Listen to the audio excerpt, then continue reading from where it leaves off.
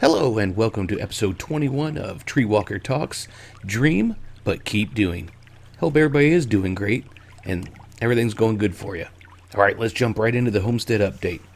My back's doing better, but it did keep me down all weekend, so I really didn't get much done. I don't know, that's is what it is, but I am glad to announce that I am getting 4 eggs a day for my rabbits now, and they're younger, and still putting them into the chicken coop at night, where I used to just let them go. But I'll tell you something. I have a buff Orpington, lavender buff Orpington, or lavender Orpington, whatever it is, and another one that's just the same size. They're huge compared to what I used to have. And we've had some wind the past couple days, and the wind has actually blown their coop door shut, so they couldn't go in and roost, because they go in and roost by themselves. And I've had to pick them up and move them. And oh my gosh, they are hard to pick up. And they're not even a year old. So I just have to say, if you're looking for meat birds, like I said, I can't remember what the big black one is. I looked it up, but the lavender Orpington's the same size. So if you know what those are, I think buff Orpingtons, which were what the other ones would have been that got killed by the mink, would be about the same size. They're just huge, and it's less than a year. So I was thinking I wouldn't be getting those. But I don't know. We'll see. We're thinking about it. And this weekend I am planning, this will kind of go into projects and the homestead update. I am planning to breed rabbits again. We have 3 does that will be bred to the 1 buck. And I know he's done good because the one did have them, but didn't take care of them. So this is her second and last chance. The other 2 have never been bred before, so we'll check with that. And so that's the rabbitry. I need to get that done this weekend. It's pretty close. I just have to finish the 1 pen and hang them both, and move something out of the way or it'll get pooped on. Because I won't have the actual manure system set up the way I want it to yet. It'll just go on the ground, which is fine. I mean, I can shovel it up off the ground and use it where I need to too. Project, really need to get that workshop done. So that's something that even if it's raining or that, I can go work on that. So hopefully we'll work on that this weekend too. Okay, the what's growing section. The Azola, it's not really going as good as I thought it would be, but like I said before, it was shipped out when it was really cold, so it could have took some damage from that. But it does look like it's rebouncing a little bit. The basil and all the other herbs we planted, they're up probably about an inch. They don't have true leaves yet, but they are doing great, to tell you the truth. I'm really surprised. And another big surprise is the onions. They need their first haircut, pretty much. I think they're about 4 inches tall. I mean, they have just, like gangbusters, flew out of there. This is way further than what they should actually have been. So they're great. Those are Walla Walla onions. I did start 1 section of sweet potatoes for slips. We'll see how they do. I just went to the store and bought organic sweet potatoes and planted them. Maybe I'll do a video on it. We'll see how it does. Planted them actually in dirt to get slips, because for one of the side hustles, I'm going to try to sell some plants this spring. So we'll see how that goes. Hopefully we'll do some sweet potatoes, do some live basil, and other like that, tomatoes, just whatever I can get. And we'll see. I'm just going to build kind of a little stand for out front of the house. I do want to move the Rose of Sharon starts. I've got them all around my camper out there, and they make a good windbreak and kind of privacy screen. Plus, they're really good flowers. They're good for some herbal things. You can eat the flowers. You can make tea out of them, that sort. Like I said, they're great for the bees. So I'm going to plant those out back by the back fence to try to give me a little bit of privacy from looking at Menards, which is a field across from us, but it's still there. And just a little bit more beauty back there. Hopefully bring in some bees in that will help pollinate the rest of the things. Okay, on to the main topic, but first, tonight I'm drinking, this is after work, we're at 11:35 p.m. I am going to have a little drink, I'm actually having hot cocoa tonight. Okay, on to the main topic. I get caught up in this, and this is why I'm bringing it up, because I need to get out of this mindset of dreaming. And it's fine to dream, but like the title says, you have to keep doing. You can't just stop. So, I look at, man, what could I do with a couple acres out in the country?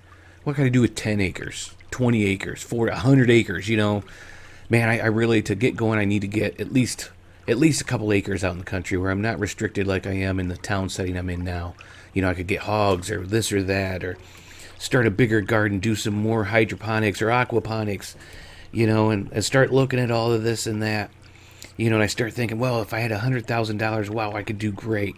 I could pay off everything I owe, and I could get, maybe even up to 40 acres with what was left over in a couple different areas. I'm looking in Michigan, the UP in Michigan, lower Michigan, I guess upper lower Michigan, like Gaylord area, or even North Carolina. There's quite a few areas.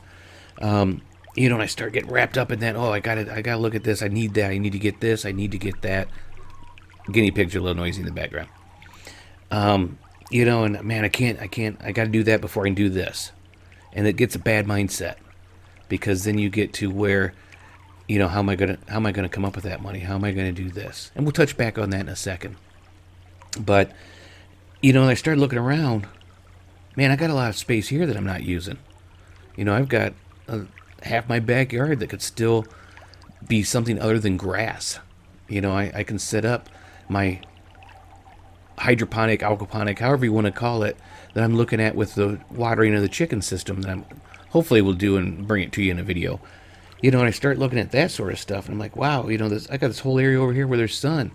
I can put up some extra rows. Like I've got a thing that I can looking at. How do I put it, for like vining flower beds? I've got a bunch of chain link fence I took down when I put up the privacy fence when we got new neighbors, and I can run that between posts and put some wood on top, and now I've got another 20, 30, I don't know, feet or so of vining for hard beans or green beans or cucumbers or squash or whatever I want to put on there. And I haven't done it yet. I like to put a water feature out there. I'd like to have a little stream that goes through where we have kind of problems with flooding back there. Dig it out, build the ground up around it so it doesn't flood up against the house. Grade it away from the house like it should have been done. And I could put like watercress and stuff in that, so then it would serve a purpose too. And maybe some fish, even if it's just small fish that breed like crazy that I can feed to the chickens, or whatever. Just, there is so much in my backyard that I could do that I'm not doing. I kind of leave the front yard a little bit alone because of high traffic area, and I kind of make do with things that I have, which you'll see when I show you the rabbitry. I want to protect the wood, and where there isn't wood yet, so I use kind of shower surrounds that I had from a redo of the one bathroom, a remodel. So, I can't throw that stuff out. It's useful. I can use it. I don't have to spend any money to use it. So that's my mindset. So, things aren't always the cleanest or the best looking. So like I said, I try to keep that in the backyard where no one's going to see it but me and maybe the family. Mainly it's just me. So, we look at that, and maybe you can do that. It's good to dream. You need to dream. And like I said, we'll get back to the 100,000 here in a minute. But you need to dream, because that gives you something to look forward to, something to work towards. But you can't say, I can't do this until I get that. It's a bad mindset to say, well, I can't. Because you can. How much more crops can I get out back? How much more fish can I grow for food? How many more fodder systems? And when I say fodder, I have different kinds of spinaches. Icelandic spinach, I think it's called, that grows like crazy. If you see my videos, I think I had a video on that. Try and think of things. As I said, I'm after work, so they're not coming good. Chard, Swiss chard, kale, that sort of stuff to grow. And if I don't eat it, I can feed it to my rabbits or my chickens, and they in turn that into food for me. So what can I do to make it better?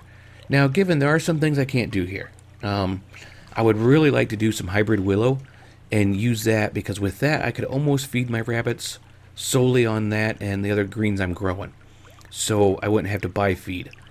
But I don't really have room here. I'm on half an acre to grow trees like that. So yeah, there are some things you're not going to be able to do, but you kind of have to look at what I can do. But keep track of what you want to do. Make a list. So hey, once I do maybe get this extra property, or that, I can do this, this, and this. So make the list. Your dream list, or whatever you want to call it. But also make a list of, what can I do here? what will work here to better me or better my situation and help me out. Now let's get to that 100,000. And the reason I'm bringing that back up is because some of these things you can do in the backyard, or you can do on your property, even in your house, you can use to try to help you to get to that. Because how can I get 100,000? Well, what about side hustles? What about selling rabbits?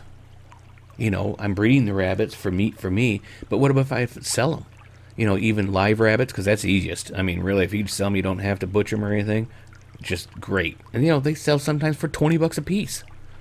That's a bag of feed. And if you've got 6 in there and you sell 6, that's 120. That's 6 bags of feed. That can feed a long time, especially when you're supplementing with greens and other things. It could go a long way. Or you could butcher them. Now, depending on your state, where you're from, your rules and regulations, talk to people. I talked to a USDA person, and I'm not going to say what they told me, but sometimes you don't have to get inspected if you're just doing small scale to friends. Or let's say you butcher them and sell them as pet food. So you're not actually selling them to people for them to eat, but if they want to eat it instead of feed it to their pets, that's on them, right? That's not on you. If you package it, you have to put on there for pet food use only, because then that covers you. Plants, all my starts, I can sell some of those. Am I going to make a fortune off them? No, but I can make something. How about all the scrap wood I got out back from projects? I'm pretty decent at woodworking in that. How can I look at projects to sell? All to, work towards more land somewhere else, or a house somewhere else, or just a down payment, maybe to help make double payments on your car or your camper loan, or because I have both of those. Look at ways to get debt free. So look into what you have now and what you can do to better yourself. What can I do to help make that dream become a reality? So in other words, what can I keep doing or start doing to make the dream happen? And that's where I'm at. And I get so stuck on, man, that land up there. Look at that 100 acres. Oh, that'd be great. It's got a stream running through it. It's got, the one I looked at has 40 fruit trees that are already mature and would give you fruit. Oh, that would be so awesome. That's $300,000 though. That's great. How can I make that happen? Well, it may not happen. That one will probably, I won't say will. It'll sell before I would have the money to do it. Especially when the significant other, the little lady, she doesn't really want to move. So she's not going to help with this. So, sometimes you can dream, but you have to dream and mix a little reality with it. And work hard to get where you want. Alright, I think that's pretty much it for this episode. Not a bad episode lengthwise. About average. I think the last couple have gone like 20 minutes or so. So this one's a little bit less. So remember, I say this, and my son says it bothers him when I say stuff like this. I don't know why, but you can do it. You put your nose to it. You put your best effort towards it. You can do it. Do what you want. I've got somebody in the community. She's learning how to program, how to make video games. And I don't want to say she's not a spring chicken. But, she's not as young as most of the kids that are learning this stuff. And she's doing great. She does an awesome job. And she's going out there and doing it. Look at what you want and how you want to get there and go do it. Hats off to her. She's learning it. It was hard for me to learn programming the last time I tried. It's a focus issue. So my hat's off to her. Awesome job. You know who you are. So just do it. You can do it. Put your faith behind yourself. Know that you have confidence. You can do it. All right. I hope you enjoyed this one. Hope it gave you that little morale boost that you needed maybe to move forward and do something towards a dream. I hope that you tune in for the next episode. And remember, stay alive out there and keep on surviving.